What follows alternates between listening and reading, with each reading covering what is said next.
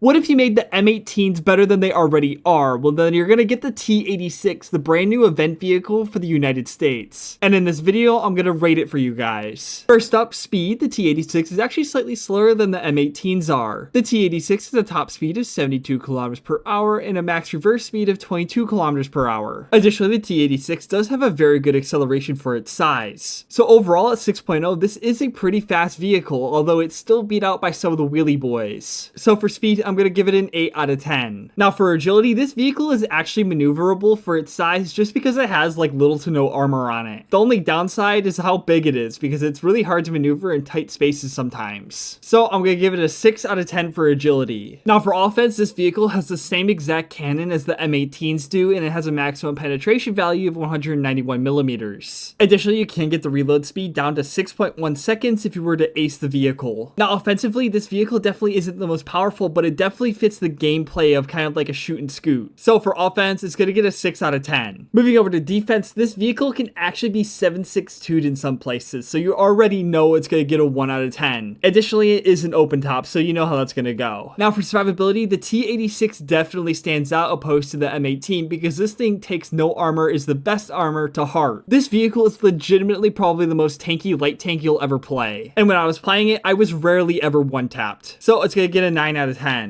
Moving over to features, it can float in water, it has a 50 cal, and there's a lot of empty space, so you can bait out shots. Also, you do get a Sherman stabilizer, which is awesome. Although I suggest you don't float because you're slow. So for features, it's going to get an 8 out of 10. For flexibility, you can take out some aircraft with your 50 cal, but otherwise you're kind of stuck flanking because you have no armor. So for flexibility, it's going to get a 4 out of 10. And then moving on to difficulty, this vehicle can be quite difficult to play because you are constantly up tiered to 6.7 and 7.0. Otherwise, it's pretty straightforward, so with 10 being the easiest, I'm going to give this vehicle a 6 out of 10. Likewise, for the fun value, you are up tiered a ton, so I'm going to have to give it a 4 out of 10 for the fun value. Moving on to the worth value, this is a rank 3 premium for the United States that is pretty good overall. And if you were to start grinding, this is a really good spot to start. Additionally, it is an event vehicle, so it is technically free to get. So overall, the worth value, I'm going to have to give a 7 out of 10. And then finally, for its overall score, it's going to get a 59 out of 100, which overall is a C.